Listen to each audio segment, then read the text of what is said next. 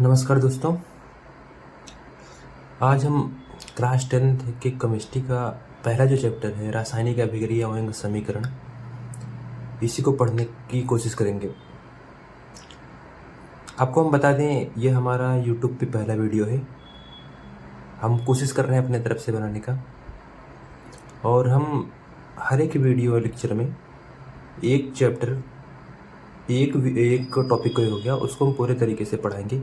अगर आपको कहीं भी कोई भी समस्या आता है, आप सजेशन में फिर कमेंट में हमें इससे ज़रूर पूछिए, ठीक है।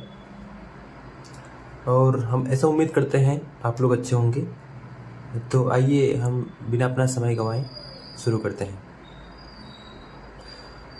रासायनिक एवं अभिक्रिया एवं समीकरण, chemical reaction and equation, chapter का हमारा यही नाम है। तो सबसे पहले इसमें हमको यही पढ़ना होगा कि रासायनिक अभिक्रिया कहते किसे हैं। तो पहले हम आपको बता दें, जब एक या एक से अधिक पदार्थ संयुक्त करके एक या एक से अधिक नए पदार्थ बनाते हैं, तो इस प्रक्रिया को, जो प्रोसेस होगा, इसको हम रासायनिक अभिक्रिया कहते हैं, ठीक है। हम फिर से आपको आसान भाषा में बता दें, जब कोई एक पदार्थ होगा या फिर एक से अधिक पदार्थ होगा, दोनों अभिक्रिया करेंगे, संयोग करेंगे और मिल करके कोई एक नया पदार्थ बना देंगे, नया विशेषता, नया गुणधर्म वाला एक नया पदार्थ बना देंगे, अथवा एक से अधिक नए पदार्थ बनाएंगे। इसी पूरी प्रक्रिया को, प्रोसेस को, इसी को रासायनिक अभिक्रिया कहते हैं। नीचे दिया गया है, रासायनिक अभिक्रिया में भाग लेने वाले पदार्थ को अभिकारक कहते हैं। स्टार्टिंग में, शुरुआती क्षण में जितने भी यौगिक या फिर पदार्थ पार्टिसिपेट करते हैं ना, उसको हम अभिकारक कहते हैं या फिर रिएक्टेंट बोला जाता है। रासायनिक अभिक्रिया के परिणाम स्वरूप जो पदार्थ बनता है उसको प्रतिफल या फिर उत्पाद कहते हैं, इसको प्रोडक्ट कहा जाता है। जैसे एक हम एग्जाम्पल के माध्यम से यहाँ समझते हैं, ठीक है।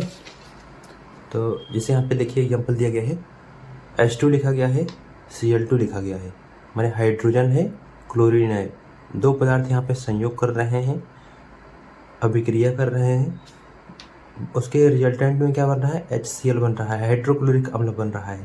कहने का मतलब H2 यहाँ पे एक अभिकारक है, Cl2 एक अभिकारक है, और इसके परिणाम स्वरूप हाइड्रोक्लोरिक अम्ल बन रहा है, जो एक प्रतिफल है ना। देखिए, आप इसमें ये भी समझ सकते हैं, तीर के पहले वाला जो भाग है इसको हम अभिकारक बोलते हैं, तीर के आगे वाला जो भाग है इसको हम प्रतिफल बोलते हैं, ठीक है। और देखिए एक दूसरा एग्जाम्पल यहाँ पर लिखा गया है, Mg plus HCl equal to MgCl2 plus H2। तो इसमें हम आपको बता दें, अभिकारक की तरफ में यानी रिएक्टेंट की तरफ में देखिए यह मैग्नीशियम है और HCl है। कहने का मतलब अभिकारक 1 या फिर रिएक्टेंट 1 से हम इसको इंडिकेट किए हैं, दिखाए हैं इसमें, और HCl रिएक्टेंट 2 ना, 2 रिएक्टेंट 2, और इधर साइड में देखिए मैग्नीशियम क्लोराइड है, ये प्रोडक्ट नंबर 1 है, और ये H2 या फिर हाइड्रोजन गैस हो गया, ये प्रोडक्ट नंबर 2 है ना, ठीक है। तो कहने का मतलब मैग्नीशियम एक अभिकारक है, HCl एक अभिकारक है, मैग्नीशियम क्लोराइड एक प्रतिफल है या फिर प्रोडक्ट है या फिर उत्पाद है, हाइड्रोजन एक प्रतिफल है, ठीक है। ऐसे है, सिंपल, आसान से भाषा में। हमें उम्मीद है कि आप लोग रासायनिक अभिक्रिया के बारे में आप समझ गए होंगे, ठीक है। उसके नीचे हम आते हैं, रासायनिक अभिक्रिया की विशेषता क्या होती है। कुछ रासायनिक अभिक्रिया की विशेषताएं होती हैं, जैसे इसमें पहला वाला विशेषता दिया है गैस का बनना। कुछ रासायनिक अभिक्रिया ऐसी होती हैं जिनमें कि गैस बनता है। जैसे इसमें बताया गया है, अगर कोई धातु जब अम्ल के साथ अभिक्रिया करता है तो हाइड्रोजन गैस बनाता है। अब जैसे हम यहाँ पे भी एक एग्जांपल के माध्यम से समझेंगे। जैसे यहाँ देखिए, यहाँ पे हम आपको बताए हैं, जिंक एक धातु है और यह एक अम्ल का उदाहरण होता है HCl ना, हाइड्रोक्लोरिक अम्ल, आपको आगे पढ़ाया जाएगा। जिंक जो है हाइड्रोक्लोरिक अम्ल से अभिक्रिया करता है तो बन जाता है जिंक क्लोराइड, और जिंक क्लोराइड जब बनेगा उसके साथ में हाइड्रोजन गैस निकलती है। जब कभी भी गैस निकलेगी या फिर बनेगी, उसको तीर के माध्यम से ऐसे दिखाते हैं ना, ऊपर की तरफ इंडिकेट किया रहता है। या देखिए गैस बन रहा है ना, हाइड्रोजन गैस। कहने का मतलब जिंक धातु जब हाइड्रोक्लोरिक अम्ल के साथ अभिक्रिया करता है तो जिंक क्लोराइड बनता है और साथ साथ इसके हाइड्रोजन गैस निकलता है। यहाँ से देखिए दिखाया गया है, ठीक। इसके साथ एक और उदाहरण दिया गया है, जैसे सोडियम कार्बोनेट हो गया, इसको सोडियम कार्बोनेट बोलते हैं ना। जिसको भी अगर नहीं पता है किसी यौगिक का नाम, आप साथ में अपने कॉपी में लिखते जाइएगा। सोडियम कार्बोनेट है, इसका अगर अम्ल के साथ अभिक्रिया जब कराया जाता है ना, तो बन जाता है सोडियम क्लोराइड। NaCl ना, सोडियम क्लोराइड इसको बोलते हैं।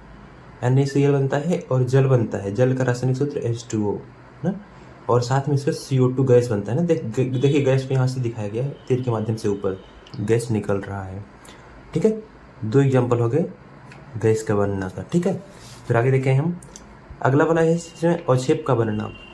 अवक्षेप क्या होता है, अवक्षेप के बारे में आपको बता दें हम। एक विषवांग सलूशन होता है, मिश्रण होता है, जैसे बालू पानी का मिश्रण नहीं होता है वैसे होता है।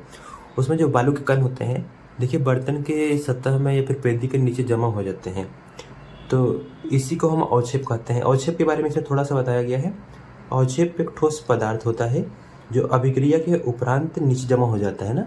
जिस पात्र में, जिस बर्तन में, जिस पॉट में हम रासायनिक अभिक्रिया कराते हैं, उसमें जो अवक्षेप होता है वो बर्तन के या फिर सलूशन के नीचे पेदी में ना जमा हो जाता है। तो इसको भी एक रासायनिक अभिक्रिया से समझेंगे कि किस रासायनिक अभिक्रिया में अवक्षेप बनता है। जैसे देखिए यहाँ पे एक दिखाया गया है, सोडियम क्लोराइड NaCl अगर सोडियम नाइट्रेट AgNO3 के साथ अभिक्रिया करता है ना, संयोग करता है। यहाँ पे देखिए एक अभिकारक सोडियम क्लोराइड है, दूसरा अभिकारक सिल्वर नाइट्रेट है, दोनों अभिक्रिया करते हैं और उसके माने परिणाम में या फिर आगे क्या बनता है, प्रतिफल में सिल्वर क्लोराइड बनता है, जो अवक्षेप के रूप में बनता है ना, सफ़ेद कलर का होता है, सफ़ेद कलर का अवक्षेप होता है, सिल्वर क्लोराइड बनता है अवक्षेप के रूप में, और सोडियम नाइट्रेट बनता है। ठीक है, इसमें देखिए अवक्षेप जब बनेगा तो उसको तीर के माध्यम से नीचे की तरफ में दिखाएंगे, जबकि हम आपको पहले बता ही चुके हैं, जब तीर के माध्यम से ऊपर की तरफ दिखाया रहेगा तब हमारा गैस बनता है, जबकि नीचे की तरफ जब रहेगा तो अवक्षेप बनेगा। तो फिर एक दूसरा उदाहरण यहाँ पे है, बेरियम क्लोराइड अगर जब सल्फ्यूरिक अम्ल के साथ अभिक्रिया करता है तब बेरियम सल्फेट बनता है, यह एक अवक्षेप होता है ना, बेरियम सल्फेट लिखा गया, यह एक अवक्षेप है, तीर के माध्यम से देखिए नीचे दिखाया गया है, और हाइड्रोक्लोरिक अम्ल बनता है, अवक्षेप बनने का उदाहरण हो गया सिंपल सा। ठीक है, आगे वाला देखिए, आगे वाला इसमें बताया गया है ताप में परिवर्तन। तो ताप के कुछ रासायनिक अभिक्रिया ऐसे भी होते हैं जिसमें टेम्परेचर या फिर ताप में परिवर्तन हो जाता है रासायनिक अभिक्रिया पूरी होने के बाद। जैसे इसमें लिखा गया है, कुछ रासायनिक अभिक्रिया के फलस्वरूप उसके ताप में परिवर्तन हो जाता है, जिससे रासायनिक अभिक्रिया के फलस्वरूप ऊष्मा उत्पन्न होती है। ध्यान दीजिए, जिस रासायनिक अभिक्रिया के फलस्वरूप ऊष्मा उत्पन्न होती है उसे ऊष्माक्षेपी रासायनिक अभिक्रिया कहते हैं। नाम से पता चल रहा होगा ऊष्मा निकल रही है। और आगे दिया गया है, तथा जिस रासायनिक अभिक्रिया के परिणाम स्वरूप ऊष्मा अवशोषित होती है और ऊष्मा ले ली जाती है, उसको हम ऊष्माशोषी रासायनिक अभिक्रिया कहते हैं। ठीक है, आपको 2 चीज़ इसमें ध्यान देना है। ऊष्माशोषी रासायनिक अभिक्रिया किसे कहेंगे, इसमें देखिए ऊष्माशोषी, जिसमें शोषण होता है ना, रिसीव कर लिया जाता है, ले लिया जाता है, उसी को ऊष्माशोषी रासायनिक अभिक्रिया कहते हैं। जबकि ऊष्माक्षेपी किसे कहेंगे, जिन रासायनिक अभिक्रिया से ऊष्मा का क्षेपण होता है, ऊष्मा निकल जाती है ना, बाहर निकल जाती है, उसको हम ऊष्माक्षेपी रासायनिक अभिक्रिया कहते हैं। जैसे देखिए एक रासायनिक उदाहरण के माध्यम से हम समझ लेते हैं। यहाँ पे एक रासायनिक अभिक्रिया हो रहा है, कैल्शियम ऑक्साइड है और जल है। जब दोनों अभिक्रिया करते हैं ना, तब कैल्शियम हाइड्रोक्साइड बनता है, और इसके साथ में देखिए आपको दिखाई दे रहा होगा हीट भी निकल रहा है ना, ऊष्मा भी निकल रही है। कहने का मतलब रासायनिक अभिक्रिया होने, या देखिए हो गया यहाँ पे, होने के परिणाम होने के अलावा साथ में देखिए यहाँ पे प्लस में दिया गया ना, हीट निकल रहा है, तब इसको ऊष्माक्षेपी बोल दिए। वहीं जब देखिए ये वाला हो गया ऊष्माक्षेपी, जबकि अगर रासायनिक अभिक्रिया पूरी होने के पहले, रासायनिक अभिक्रिया होने के पहले यहाँ पे देखिए पहले रिएक्टेंट में, प्रतिफल में हीट या फिर ऊष्मा को ऐड कर दिया जा रहा है ना। जब हम ऊष्मा देंगे अभिकारक को तभी जाकर के रासायनिक अभिक्रिया हो रही है, तब इसको बोल देते हैं हम ऊष्माशोषी ना, ऊष्मा का शोषण हो रहा है इसमें। ठीक है, आगे देखिए, आगे इसमें दिया गया है अवस्था में परिवर्तन। कुछ रासायनिक अभिक्रिया के फलस्वरूप रासायनिक अभिक्रिया में भाग लेने वाले पदार्थ की अवस्था बदल जाती है। ध्यान दीजिए, कुछ रासायनिक अभिक्रिया के फलस्वरूप रासायनिक अभिक्रिया में भाग लेने वाले पदार्थ की अवस्था बदल जाती है। अवस्था आपको पता होगा, पदार्थ की 3 अवस्था होती है, ठोस, द्रव, गैस। तो उनकी जो अवस्था होती है ना, कोई पदार्थ ठोस रहेगा तो गैस अवस्था में चला जाएगा, गैस रहेगा तो द्रव में चला जाएगा। कहने का मतलब उनका जब फेज होता है ना, अवस्था होता है, वो बदल जाता है। और इसमें जैसे एक उदाहरण दिया गया कि मोमबत्ती के जलने पर मोमबत्ती का जब जलती है तो कुछ भाग उसका कार्बन डाइऑक्साइड गैस के रूप में बन के उड़ जाता है, बाकी जो कुछ भाग रहता है वो द्रव के फॉर्म में बदल जाता है ना, द्रव अवस्था फिर द्रव अवस्था में बदल जाता है, आसान से समझिए। ठीक है, हम अभी आपको रासायनिक अभिक्रिया की एक विशेषता गैस का बनना, दूसरा विशेषता अवक्षेप का बनना, तीसरा विशेषता रंग में परिवर्तन, चौथा विशेषता ताप में परिवर्तन, पांचवा विशेषता अवस्था में परिवर्तन। 5 विशेषता पढ़े हैं रासायनिक अभिक्रिया का, जो कि एकदम आसान सा था, हम आपको बताएं। ठीक है, अब आगे हम पढ़ते हैं रासायनिक समीकरण किसे कहते हैं। रासायनिक समीकरण किसे कहते हैं, इसमें आपको बताया गया है कि रासायनिक अभिक्रिया में भाग लेने वाले पदार्थ, रासायनिक अभिक्रिया में भाग लेने वाले पदार्थ को संकेत तथा सूत्र की सहायता से प्रदर्शित करना ही रासायनिक समीकरण कहलाता है। एकदम आसान सा है। कोई भी रासायनिक अभिक्रिया में जितने भी पदार्थ, जितने भी यौगिक, जितने भी तत्व, जितने भी परमाणु पार्टिसिपेट कर रहे हैं, भाग ले रहे हैं, उनको हम एक संकेत भाषा में, संकेत सूत्र की सहायता से दिखाते हैं ना, दर्शाते हैं, उसी को हम रासायनिक अभिक्रिया कहते हैं। ठीक है, जैसे आपको हम पहले ही बता चुके हैं। देखिए यहाँ पे जब हम रासायनिक अभिक्रिया बता रहे थे, देखिए यहाँ पे H2 लिखे थे, Cl2 लिखे थे, जबकि यहाँ पे लिखना चाहिए था हाइड्रोजन। अब लिखिएगा हाइड्रोजन, आप लिखिएगा 8 अक्षर का आएगा, लिखने का है। देखिए जब आप लिखिएगा हाइड्रोजन, लिखिएगा हाइड्रोजन, यहाँ पे 8 अक्षर का आएगा, तो हम पूरा हाइड्रोजन नहीं लिखे हैं, इसको संकेत भाषा में H लिख दिया ना, H2 हाइड्रोजन हो गया। क्लोरीन को संकेत भाषा में Cl2 लिख दिया ना, ऐसे हाइड्रोक्लोरिक को HCl लिख दिया है। यही है संकेत भाषा ना, इसी को हम रासायनिक समीकरण बोलते हैं। आसान सी बात है, इसी को हम रासायनिक समीकरण बोलते हैं, इसको हम रासायनिक समीकरण बोलेंगे। ठीक है, इसको रासायनिक समीकरण बोलेंगे ऐसे।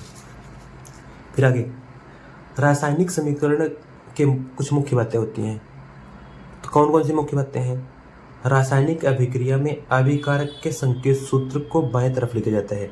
आपको पहले ही बता दिए हम, कोई भी रासायनिक अभिक्रिया हो रही है, उसमें जो अभिकारक होगा वह देखिए इसमें बताएं कि बाएं तरफ लिखा जाता है ना, बाएं तरफ। देखिए इस साइड हुआ, अभिकारक को बाएं तरफ में लिखा जाता है। तीर से लिखें, हम तीर से देखेंगे दाहिना बाएं किधर है, तीर से हम देखेंगे दाहिना बायां किधर है, तो बाएं तरफ में अभिकारक को लिखा जाता है। H2 एक अभिकारक है, Cl2 एक अभिकारक है, HCl एक प्रतिफल है। फिर आगे 2 या 2 से अधिक अभिकारक या फिर प्रतिफल के बीच धन का चिन्ह लगाया जाता है। देखिए कहीं पे भी 2 अभिकारक यहाँ पे होगा, वहाँ पे धन का चिन्ह होगा। एक अभिकारक, 2 अभिकारक, दोनों के बीच में प्लस का चिन्ह। देखिए एक प्रतिफल, दूसरा प्रतिफल, दोनों के बीच में धन का चिन्ह है। देखिए यहाँ पे 3 प्रतिफल है, दिखाई दे रहा है, 3 प्रतिफल है, तीनों के बीच में देखिए प्लस का चिन्ह है, धन के चिन्ह से जुड़े रहते हैं ना। फिर अगला लिखा गया है अभिकारक तथा प्रतिफल दोनों को तीर के चिन्ह से अलग किया जाता है। देखिए यहाँ से स्टार्टिंग से देखिए अपना, देखिए 2 अभिकारक है, दोनों के बीच में तीर चिन्ह है, फिर इधर प्रतिफल है। 2 अभिकारक है, दोनों के बीच में तीर चिन्ह है, 2 प्रतिफल है, तीर के माध्यम से देखिए अलग किया गया है ना सभी को। फिर आगे देखिए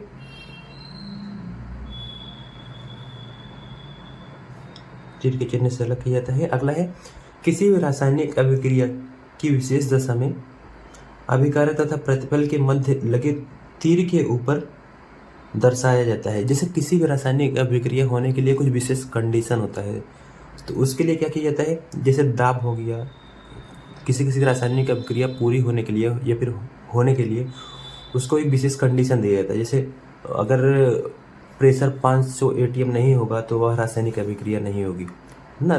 दाब जो अगर है 500 atm का नहीं होगा तो कोई रासायनिक अभिक्रिया घटित नहीं होगी। या फिर टेम्परेचर 100 डिग्री सेल्सियस नहीं होगा तो वह रासायनिक अभिक्रिया पूरी नहीं होगी। या फिर उत्प्रेरक कोई कैटालिस्ट हो गया, निकिल कैटालिस्ट अगर नहीं होगा तो वह रासायनिक अभिक्रिया नहीं होगी।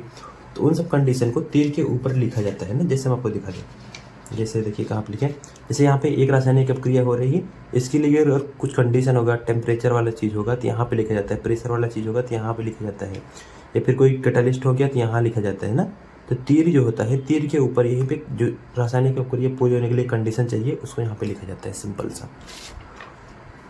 ठीक है, फिर आगे क्या दिया गया है, रासायनिक समीकरण से यह पता चलता है कि अभिकारक तथा प्रतिफल की भौतिक अवस्था क्या है। जब कोई भी रासायनिक अभिक्रिया हो रही है तो उसमें पता चलता है कि यह रासायनिक अभिक्रिया में कौन से पदार्थ किस अवस्था में है। जैसे देखिए एक रासायनिक अभिक्रिया यहाँ पे लिखा गया है, हम लिखे हैं जिंक और H2SO4 दोनों अभिक्रिया कर रहे हैं, जिंक सल्फेट बन रहा है और हाइड्रोजन गैस बन रही है। जिंक की जो अवस्था है वो सॉलिड है ना, ठोस है, इसको यस से दिखाया गया है। और H2SO4 यह द्रव अवस्था में लिक्विड स्टेट में है, तो इसको एक्वियस सॉल्यूशन लिखा गया है AQ।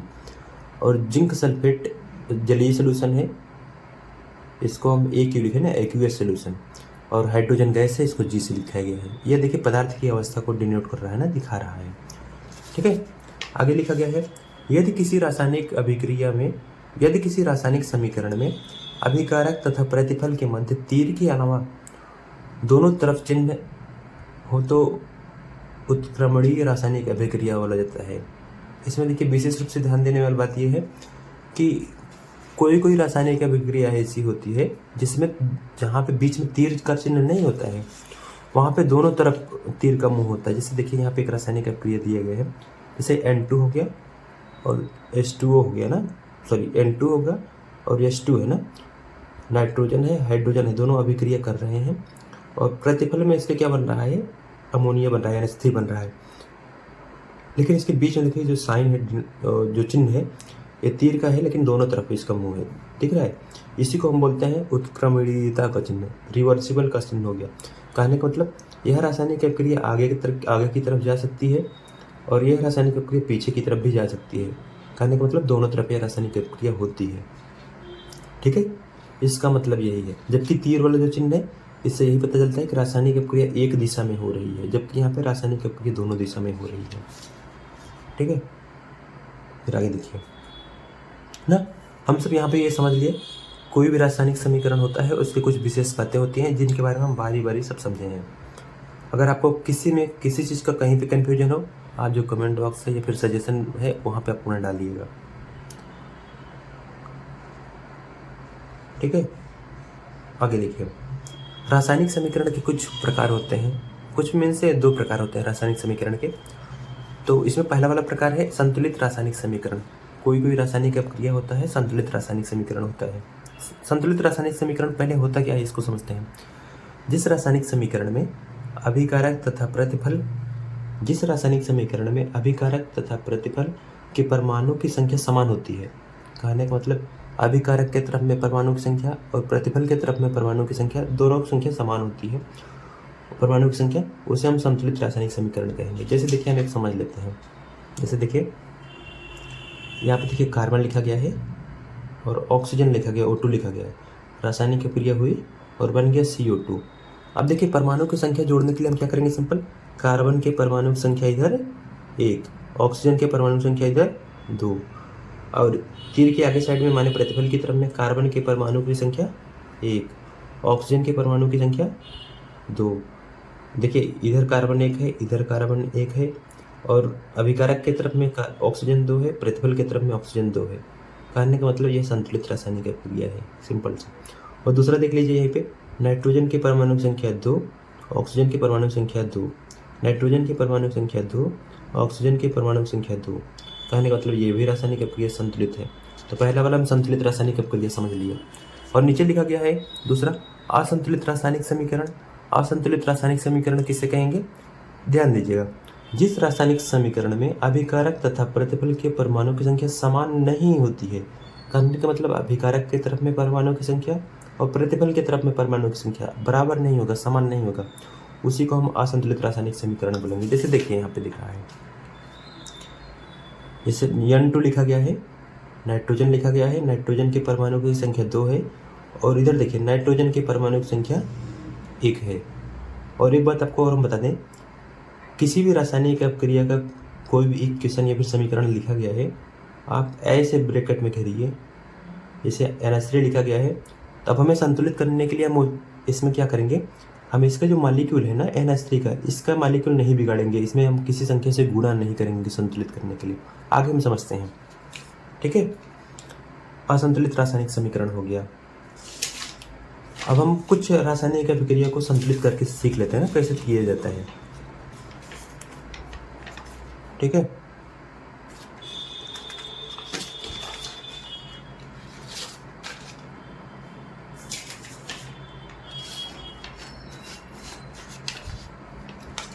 इसमें देखिए जैसे पहले एग्जांपल दिया गया है, हम कुछ उदाहरण लिए हैं असंतुलित रासायनिक समीकरण का, उसका संतुलित करेंगे उसको। जैसे इसमें पहला वाला दिया गया है CO लिखा गया है, कार्बन मोनोऑक्साइड।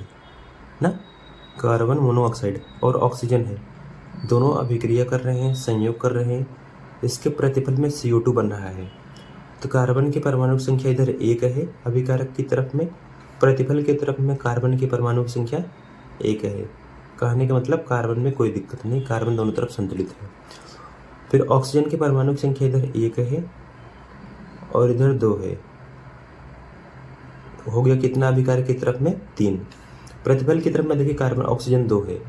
अब इसको हमें संतुलित करना है, तो संतुलित कैसे करेंगे? हम सबसे पहले कार्बन मोनोऑक्साइड में सबसे छोटी संख्या जो पूर्णांक होगी ना, हम उसी का गुना करेंगे। और आपको हम बता ही दिए हैं, इसको आप ब्रैकेट में घेरिए।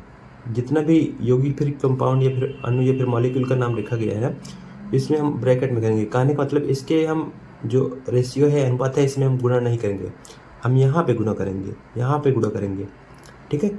और देखिए हम क्या करेंगे, यहाँ पे कम से कम 2 का गुणा कर देते हैं, जो छोटी संख्या और पूर्णांक हो।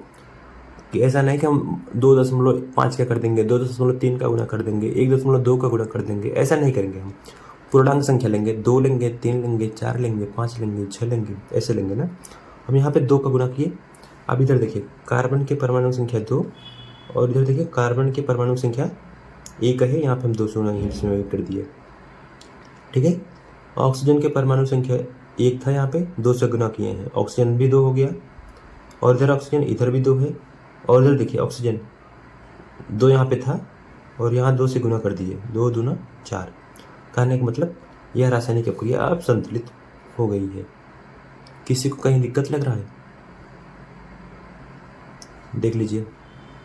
अगला देखिए लिखा गया है SO2 + O2 = SO3 ना। तो देखिए इधर सल्फर के मॉलिक्यूल की संख्या 1 है और इधर देखिए सल्फर 1 है, ठीक है। इधर देखिए ऑक्सीजन की परमाणु संख्या इधर 2 है, इधर देखिए इधर भी 2 है, 2 दूना 2 + 2 4 हो गया। इधर देखिए इधर 3 हो रहा है। तो सिर्फ हम यहाँ पे फिर ऐसे करेंगे, इसको ब्रैकेट में डालेंगे, यहाँ पे हम 2 से गुना करेंगे। अब इसको भी ब्रैकेट में डालेंगे। यहाँ पे सल्फर 2 है, यहाँ पे भी सल्फर 2 से हम गुना किए ना। इधर सल्फर देखिए, सल्फर के परमाणु संख्या 2 हम कर दिए, तो इधर भी 2 करना होगा। अब इधर देखिए ऑक्सीजन ये इधर 2 है यहाँ पे, और 2 से यहाँ पे गुना किए हैं, 2 दूना 4 हो गया, 4 2 6 हो गया। इधर देखिए 3 दूना 6, ये भी संतुलित हो गया। ऐसे से सबका करना है, आसान से है। अब इधर देखिए नीचे वाला अभिकारक की तरफ में मैग्नीशियम अकेले है और प्रतिफल की तरफ में मैग्नीशियम अकेले है। कहने का मतलब दोनों संतुलित है, कोई दिक्कत नहीं। अगला देखेंगे हाइड्रोजन, देखिए अकेले है यहाँ पे। अभिकारक के तरफ में हाइड्रोजन की परमाणु संख्या 1 है, प्रतिफल में देखिए हाइड्रोजन के परमाणु संख्या 2 है। इसको संतुलित करने के लिए, बराबर करने के लिए यहाँ पे हम 2 से गुना कर देंगे। इधर हाइड्रोजन 2 है, इधर भी हाइड्रोजन 2 है, हाइड्रोजन संतुलित। क्लोरीन देखिए इधर 1 था, 2 से गुना किए थे हम, तो क्लोरीन में हो गया इधर 2। कहने का मतलब क्लोरीन में संतुलित है, ऐसे। फिर अगला देखिए H2 लिखा गया है, हाइड्रोजन की परमाणु संख्या 2, हाइड्रोजन की परमाणु संख्या 2, ठीक है। ऑक्सीजन की परमाणु संख्या 2, ऑक्सीजन इधर अकेले है, इधर हम 2 से गुना करेंगे, तो इसको ब्रैकेट में 2 से गुना कर दिए। अब फिर से देखिए ऑक्सीजन 2 हो गया, ऑक्सीजन 2, ठीक है। हाइड्रोजन 2 दूना 4, 2 दूना 4। अगला देखिए KClO3 लिखा गया है, KClO3 लिखा गया है और बन रहा है KCl और O2 बन रहा है, ऑक्सीजन बन रहा है। पोटेशियम की परमाणु संख्या इधर 1 है, 3 के आगे 2 1 है, ठीक है।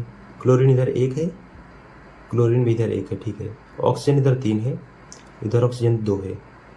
अब क्या करेंगे, सबसे कम पूर्णांक संख्या जो होगी उसी से हम गुना करेंगे। इसको ब्रैकेट में रखिए, यहाँ पे हम 2 से गुना करते हैं, ठीक है। जब 2 से इधर गुना कर देंगे, पोटेशियम कितना हो गया 2, क्लोरीन कितना हो गया 2, इधर पोटेशियम 2, इधर 2। कहने का मतलब हम यहाँ 2 से गुना कर देते हैं। अब इधर देखिए ऑक्सीजन इधर कितना है 2 है यहाँ पे, इधर ऑक्सीजन 3, 2 से गुना कर दिए थे, 3 दूना 6, 6 ऑक्सीजन इधर है, इधर भी 6 ऑक्सीजन करने के लिए 3 से गुना कर देते हैं, संतुलित, आसान है। अगला, अगर जब आयरन जो है Fe जो है H2O के साथ अभिक्रिया करता है तो Fe3O4 बन रहा है और साथ में इसके हाइड्रोजन गैस बन रही है। इसको संतुलित करना है। आयरन इधर अकेले है 1 है, और प्रतिफल में आयरन 3 है, तो संतुलित करने के लिए इधर 3 से गुना कर दिए सिंपल सा पहले हम। ठीक है, फिर आगे क्या करेंगे, हाइड्रोजन देखिए इधर 2 है, हाइड्रोजन इधर 2 है, कोई दिक्कत नहीं, लेकिन ऑक्सीजन इधर 4 है, ध्यान दीजिए, और इधर ऑक्सीजन अकेले है, सिंगल है। तो हम क्या करेंगे, संतुलित करने के लिए यहाँ 4 से हम गुना कर देते हैं। ठीक है, ऑक्सीजन को संतुलित करने के लिए, ऑक्सीजन यहाँ पे 4 था, इसको संतुलित करने के लिए यहाँ पर ऑक्सीजन 1 था तो 4 से गुना कर दिए, ऑक्सीजन संतुलित हो गया। आयरन 3 था तो आयरन संतुलित हो गया, लेकिन हाइड्रोजन इधर 2 था, अब इधर हाइड्रोजन देखिए 2 था, 4 से गुना कर दिया, 8 हाइड्रोजन हो गया। संतुलित करने के लिए यहाँ से भी 4 से हम गुना कर देते हैं, हाइड्रोजन 8 हो जाएगा, सिंपल। अगला देखिए, लिखा गया है एल्युमिनियम क्लोराइड, AlCl3 ना, एल्युमिनियम क्लोराइड लिखा गया है, कैल्शियम हाइड्रोक्साइड लिखा गया है, CaOH ट्वाइस लिखा गया है, 2 लिखा गया है, फिर इक्वल टू एल्युमिनियम हाइड्रोक्साइड और कैल्शियम क्लोराइड, इसको संतुलित करना है। अभिकारक की तरफ हम देखेंगे, एल्युमिनियम अकेले है 1 है, और एल्युमिनियम है कोई नहीं, एल्युमिनियम नहीं है, एल्युमिनियम अकेले है, और प्रतिफल में देखिए एल्युमिनियम अकेले है, कोई दिक्कत नहीं। क्लोरीन इधर 3 है, और इधर देखिए क्लोरीन 2 है ना, असंतुलित हो गया। हमको पता चलेगा कि रासायनिक अपक्रिया हमारी असंतुलित है, संतुलित नहीं है। तब क्या करेंगे, हम ऐसे करते हैं, इधर 2 से हम गुना करते हैं, सिंपल सा ना, छोटी पूर्णांक संख्या लेते हैं, हम बड़ा नहीं लेते ना। इसको ब्रैकेट में, पहले सबको ब्रैकेट में डाल दीजिए ना, हम ब्रैकेट के अंदर नहीं गुना भाग करेंगे, ब्रैकेट के बाहर ही गुना भाग करेंगे, जो भी करना होगा। हम यहाँ 2 से गुना कर दिया, ठीक है, एल्युमिनियम में 2 से गुना कर दिया। अब क्या हो जाएगा, एल्युमिनियम यहाँ पे 2 है, तो यहाँ पे भी एल्युमिनियम 2 करते हैं, ठीक है। और क्लोरीन देखिए यहाँ पे 3 था, 2 से गुना कर दिए, 3 दूना 6 हो गया। इधर भी क्लोरीन इधर 2 था, अब इधर 3 से हम गुना कर दिए, 6 हो गया, ठीक है। अब देखिए एक बात और, एल्युमिनियम और क्लोरीन दोनों संतुलित हो गए हैं। कैल्शियम के पास आइए, कैल्शियम इधर अकेले है, इधर कैल्शियम 3 है ना, कैल्शियम 3 है, यहाँ 3 से गुना कर देते हैं, ठीक है। अब देखिए पूरा ब्रैकेट में जो OH है ना, ये 2 बार था पहले, OH जो है 2 बार था, और हम 3 से यहाँ गुना कर दिए थे, 3 दूना 6 बार OH हो गया। और यहाँ देखिए OH देखिए 3 बार था पहले, 2 बार गुना कर दिए, 6 हो गया। कहने का मतलब ये भी संतुलित हो गया, समझ में आया। अगला देखिए, यहाँ पे लिखा गया है एल्युमिनियम और H2SO4 दोनों अभिक्रिया कर रहे हैं, बन रहा है एल्युमिनियम सल्फेट और हाइड्रोजन गैस, तो ना इसमें क्या होगा कि एल्युमिनियम क्या करता है, बन जाता है Al2SO4 ना, और थ्राइस बनता है, 3 बनता है H2।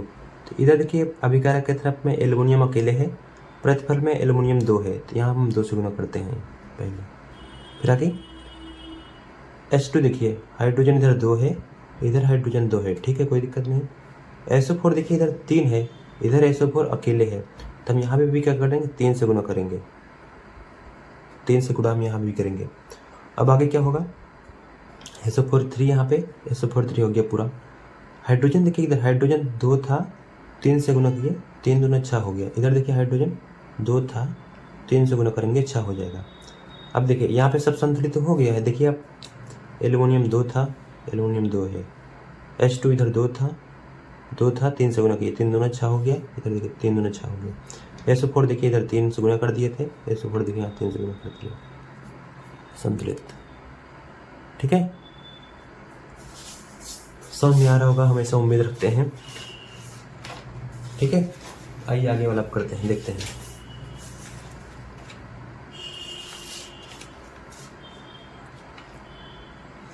आगे दिया क्या है, रासायनिक अभिक्रिया के प्रकार होते हैं, कुछ प्रकार होते हैं रासायनिक अभिक्रिया के, उन्हीं के बारे में हम पढ़ेंगे, ठीक है। इसमें पहला वाला प्रकार दिया गया है संयोजन रासायनिक अभिक्रिया ना, एडिशन केमिकल रिएक्शन। संयोजन रासायनिक अभिक्रिया को संश्लेषण रासायनिक अभिक्रिया या फिर योगात्मक रासायनिक अभिक्रिया कहते हैं। कहने का मतलब इसमें पता चल रहा होगा नाम से, एडिशन होता है या फिर योग होता है, योगात्मक योग होता है, जोड़ होता है, या फिर संश्लेषण होता है, कोई चीज़ बनता है जुड़ करके। संयोजन होता है, संयोग करते हैं 2 चीज़, देखिए ना, इसमें नाम से ही पता चल रहा है। इसमें लिखा क्या गया है, जिस रासायनिक अभिक्रिया में दो या दो से अधिक पदार्थ संयुक्त करके एक नए गुण वाला पदार्थ बनाते हैं, संयोजन रासायनिक अभिक्रिया कहलाती है। देखिए थोड़ा हम उदाहरण के माध्यम से यहाँ समझते हैं संयोजन रासायनिक अभिक्रिया किसे कहते हैं। देखिए इसमें दिया गया है, जैसे कोई एक पदार्थ का नाम ए है ना, कोई एक पदार्थ का नाम ए है और दूसरे वाले पदार्थ का नाम बी है, दोनों मिलते हैं और कोई तीसरा नया पदार्थ बना लेते हैं सी ना, कोई नया तीसरा पदार्थ बना लेते हैं सी जिसका नाम है।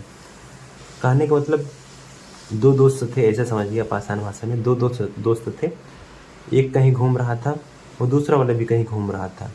अचानक क्या हुआ, किसी स्थान पर किसी पिकनिक पर एक दूसरे से मिल गए और दोनों के बीच में दोस्ती हो गया। अब देखिए यह फ्रेंडशिप हो गया, दोनों मिल कर रह रहे हैं ना, ऐसे समझिए। ऐसे इसमें भी देखिए उदाहरण इसका आसान मसलन देखें तो जैसे SO3 हो गया, कोई SO3 नाम का कंपाउंड था, यौगिक था, और उसके बाद H2O के साथ इसका मिलना हो गया, मिल गया ना, तो बन जाता है H2SO4, एक यौगिक बन गया।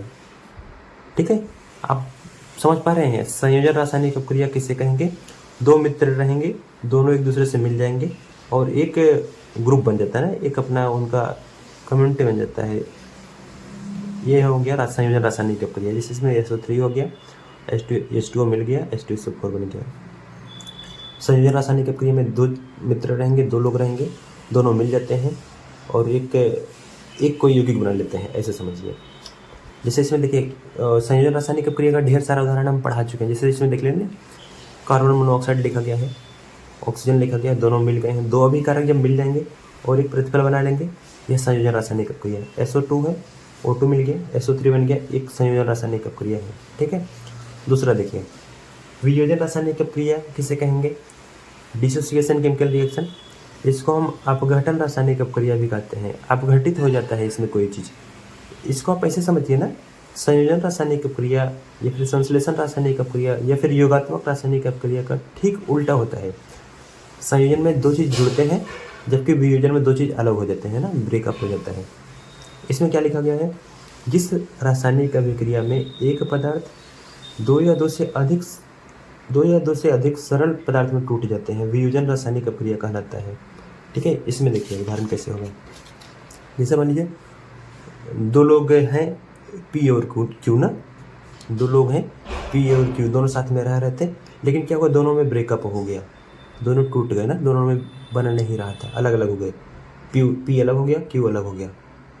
ठीक है, समझ में आ रहा है। दो लोग का ग्रुप था, दोनों साथ में रह रहे थे, लेकिन किसी कारणवश दोनों लोग में अलगाव आ गया ना, दोनों अलग अलग हो गए, P अलग हो गया, Q अलग हो गया। इस तरह की जो रासायनिक अभिक्रिया होती है इसको हम वियोजन रासायनिक अभिक्रिया कहते हैं। जैसे देखिए एक उदाहरण के माध्यम से हम समझते हैं, कैल्शियम कार्बोनेट लिखा गया है, इसको हम हीट कर दिए, गर्म कर दिए तो कैल्शियम ऑक्साइड बन जाएगा, यहाँ पे गलत लिखा गया है, कैल्शियम ऑक्साइड बन जाएगा, CaO बन जाएगा और कैल्शियम कार्बन डाइऑक्साइड गैस निकल जाएगी ना। देखिए P यहाँ पे हो गया, Q यहाँ पे हो गया और PQ यहाँ पे दोनों साथ में थे। वियोजन रासायनिक अभिक्रिया के कुछ रासायनिक उदाहरण हम और देखते चलते हैं। जैसे यहाँ पे लिखा गया है KClO3, और जब इसको गर्म करते हैं, हीट करते हैं, कैल्शियम क्लोराइड पोटेशियम क्लोराइड बन जाता है और ऑक्सीजन गैस बन जाता है। देखिए ना, ब्रेक कर गया, एक यहाँ पे था साथ में, यहाँ पे दोनों अलग अलग हो गए, ब्रेकअप हो गया, ऐसे समझिए आप। अगला देखिए, अगला लिखा गया है रासायनिक अभिक्रिया के प्रकार में तीसरा वाला एकल विस्थापन रासायनिक अभिक्रिया। इसका नाम से पता चल रहा होगा कोई एक इसमें से विस्थापित हो जाता है, ऐसे ना, सिंगल डिस्प्लेसमेंट केमिकल रिएक्शन। इसमें बताया गया है वह रासायनिक अभिक्रिया जिसमें किसी एक अणु के परमाणु किसी अन्य परमाणु के साथ विस्थापित कर दिया जाता है। कहने का मतलब दो लोग का ग्रुप रहता है और एक तीसरा कोई आता है अटैकिंग ग्रुप की तरह, अटैकिंग एजेंट की तरह, और दोनों के बीच में दरार डाल देता है, ब्रेक डाल देता है और खुद क्या करता है, एक से जुड़ जाता है। ऐसे हम उदाहरण के माध्यम से समझेंगे तो ज़्यादा अच्छे समझ में आएगा। पहले हम डिफिनीशन फिर से पढ़ लेते हैं। वह रासायनिक अभिक्रिया जिसमें किसी एक अणु के परमाणु किसी अन्य परमाणु द्वारा विस्थापित कर दिया जाता है, एकल विस्थापन रासायनिक अभिक्रिया कहलाती है। जैसे देखिए इसमें XY का बॉन्डिंग था, ये सब ठीक ठाक चल रहा था, लेकिन कोई अटैकिंग एजेंट आया Z नाम का, एक क्या किया, दोनों के बीच में ब्रेक डाल दिया ना, ब्रेक कर दिया, दोनों को अलग अलग कर दिया। अलग करने के बाद Z जाता नहीं है, Z आएगा और एक्स के साथ अपना बॉन्डिंग बना लेगा। अब वाई बेचारा अकेले घूमेगा, ठीक है। देखिए कंपाउंड बन गया जेड एक्स जेड, और वाई को अकेले कर दिया ना, अकेले घूम रहा है बेचारा, रो रहा है। देखिए इसमें उदाहरण जैसे होगा कॉपर सल्फेट हो गया, और कॉपर सल्फेट जब आयरन के साथ अभिक्रिया करता है, आयरन को साथ कॉपर सल्फेट का संयोग जब आयरन के साथ कराया जाता है तो आयरन क्या करता है, कार्बन कॉपर को भगा देता है और SO4 से खुद जुड़ जाता है। देखिए ना FeSO4 बन गया, कॉपर बेचारा अकेले घूम रहा है, रो रहा है। अगला देखिए एकल विस्थापन रासायनिक अपक्रिया का उदाहरण हो गया, सिंपल सा ना। और देखिए अगला जैसे इसमें देखिए यहाँ पे दिया गया है ना, एक और यहाँ पे दिया गया है मैग्नीशियम है, HCl के साथ इसका अपक्रिया होगा तो हाइड्रोजन को भगा दिया, हाइड्रोजन देखिए इधर आ गया बेचारा, और क्लोरीन के साथ इसका रिएक्शन हो गया, अभिक्रिया हो गया, मैग्नीशियम क्लोराइड बन गया, हाइड्रोजन यहाँ पे विस्थापित हो गया है। एकल विस्थापन कहने का मतलब एक लोग का इसमें विस्थापन हो रहा है, ऐसे समझिए।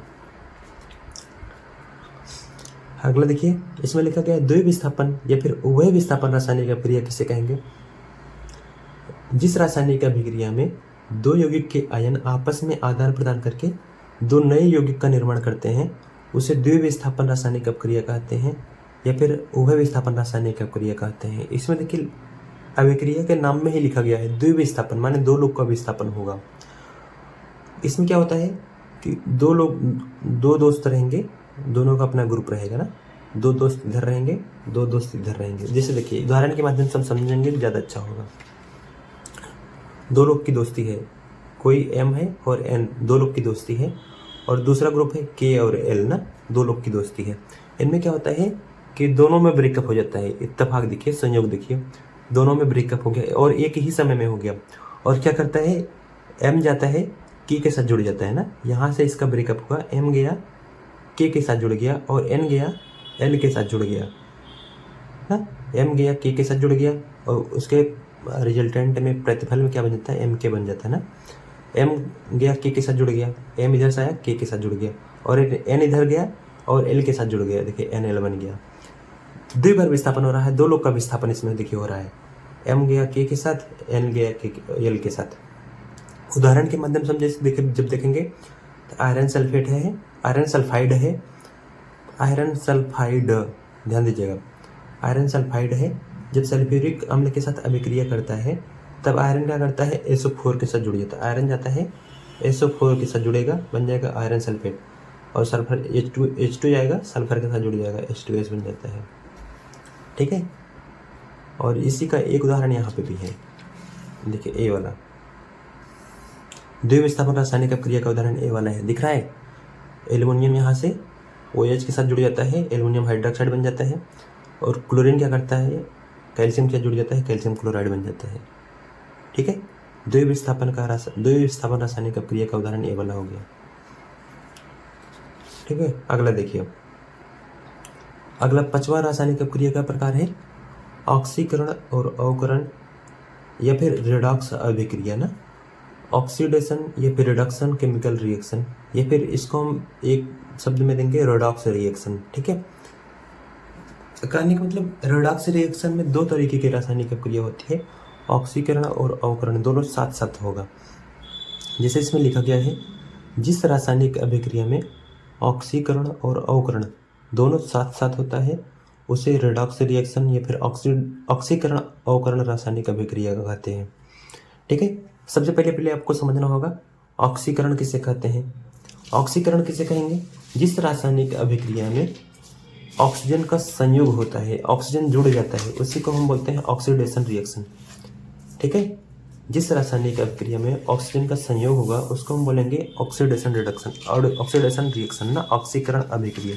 जैसे देखिए इसमें दिया गया है कार्बन कोई यौगिक है, कार्बन कोई अणु है, परमाणु है, कार्बन क्या करता है, ऑक्सीजन के साथ जुड़ जाता है ना, कार्बन क्या करता है, ऑक्सीजन से जुड़ जाता है। ऑक्सीकरण में आपको यही बताए कि उसमें ऑक्सीजन का संयोग होगा, देखिए ऑक्सीजन इसमें जुड़ रहा है और बन जाता है CO2 ना। एक रासायनिक अपक्रिया का प्रकार हो गया, कार्बन ऑक्सीजन के साथ जुड़ रहा है, CO2 बन रहा है, ये हो गया ऑक्सीकरण या फिर ऑक्सीडेशन रिएक्शन। एक दूसरे प्रकार का भी रासायनिक अपक्रिया हो सकता है, हम आपको बताए थे संयोजन रासायनिक अपक्रिया। संयोजन रासायनिक अपक्रिया में बताए थे ना, दो परमाणु जुड़ जाते हैं, देखिए कार्बन और ऑक्सीजन दोनों जुड़ गए हैं, CO2 बन गया है।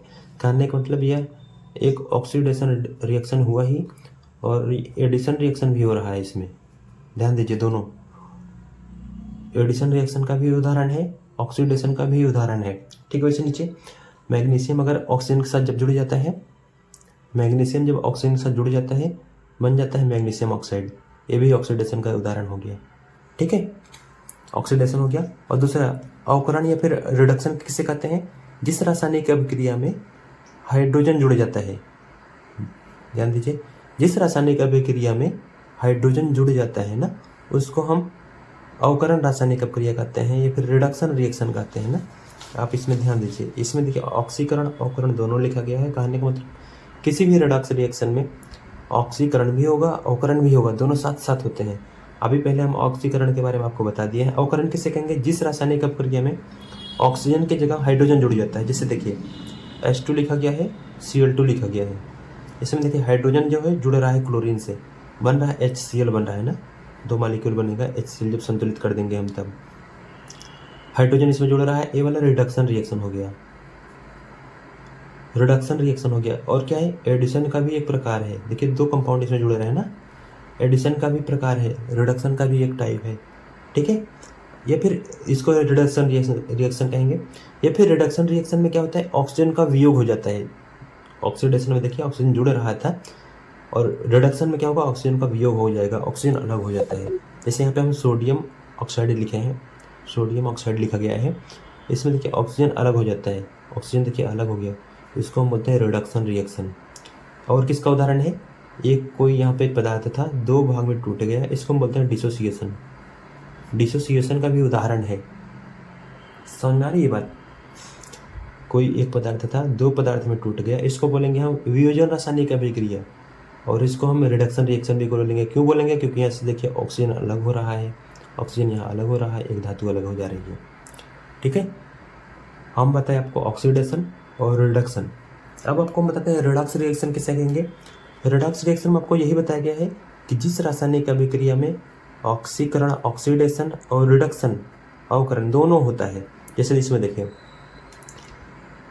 इसमें कॉपर ऑक्साइड लिखा गया है और हाइड्रोजन लिखा गया है, H2 लिखा गया है। इसमें देखिए कॉपर का जब प्रतिफल की तरफ कॉपर जाता है तो कॉपर में देखिए ऑक्सीजन यहाँ पे था, ऑक्सीजन यहाँ से अलग हो गया, ब्रेक हो गया। कहने का मतलब ऑक्सीजन का वियोग जब हो जाएगा तब इसको बोला जाएगा अवकरण हो रहा है, अवकरण हो रहा है, रिडक्शन हो रहा है। ठीक है, जबकि वहाँ से देखिए हाइड्रोजन इधर साइड जब आ रहा है प्रतिफल की तरफ में, हाइड्रोजन से देखिए हाइड्रोजन यहाँ पे था, ऑक्सीजन नहीं था, लेकिन यहाँ पे ऑक्सीजन जुड़ गया, तो यहाँ पे ऑक्सीडेशन हो रहा है, ऑक्सीकरण हो रहा है इसका। समझ में आ रहा है? ठीक है, इसे नीचे देखिए जिंक हो गया, जिंक ऑक्साइड लिखा गया है, और प्रतिफल में जब जा रहा है जिंक तो इसके साथ ऑक्सीजन नहीं है, ऑक्सीजन वियोग हो गया, ऑक्सीजन हट गया, इसका हो गया अवकरण, रिडक्शन हो गया है। और इसका देखिए कार्बन यहाँ पर अकेले था, लेकिन आगे जब प्रतिफल में गया तो कार्बन के साथ में ऑक्सीजन आ गया।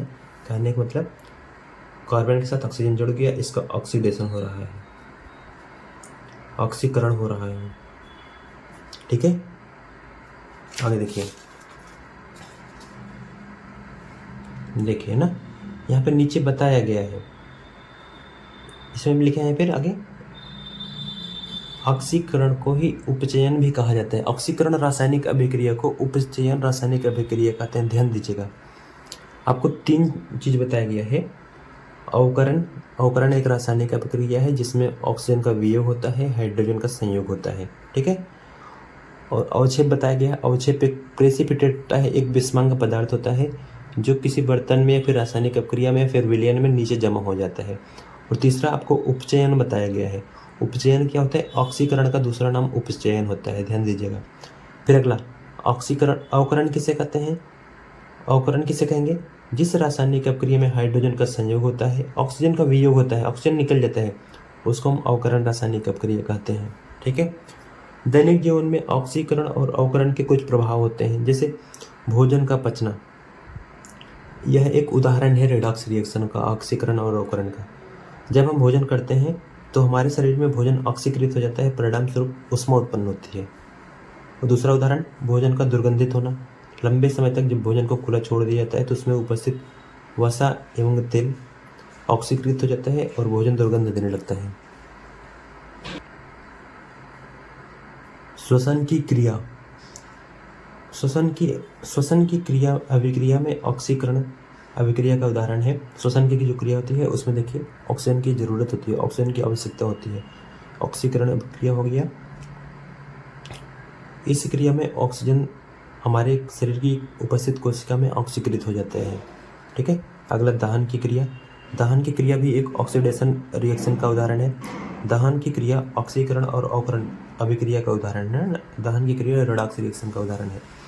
संक्षारण जो होता है, धातु संक्षारित हो जाती है। इसमें क्या लिखा गया है, जब कोई धातु अपने आसपास अम्ल, आर्द्रता आदि के संपर्क में आती है तो वह संक्षारित होने लगती है। इसी प्रक्रिया को संक्षारण कहते हैं। संक्षारित होने पर धातु की मजबूती घट जाती है। आपको पता है धातु में जंग लग जाता है। जंग लगने से क्या होता है, उसके ऊपर एक पतली परत बन जाती है और धातु जो होता है खोखली होने लगती है ना। संक्षारण यही होता है। अगला विकृत गंधिता। विकृत गंधिता क्या होता है, वसायुक्त भोज्य पदार्थ को लंबे समय तक खुला छोड़ देने पर भोज्य पदार्थ उपचयित हो जाता है, फिर ऑक्सीकृत होकर खराब हो जाता है। कहने का मतलब ऑक्सीजन का संयोग हो जाता है उसमें और भोजन हमारा खराब हो जाता है, खाने योग्य नहीं रह जाता है। ऐसे भोज्य पदार्थ को सुरक्षित रखने के लिए प्रतिऑक्सीकारक एंटीऑक्सीडेंट मिला कर रखा जाता है ना, जिससे कि हमारा भोज्य पदार्थ खराब ना हो, सुरक्षित बचा रहे। अगला लिखा गया है, चिप्स बनाने वाले चिप्स की थैली से ऑक्सीजन हटा करके उसमें ऑक्सीजन जैसे गैस को भर देते हैं, जिससे चिप्स उपचयित फिर ऑक्सीकृत ना हो ना, चिप्स हमारा सुरक्षित लंबे समय तक बचा रहे।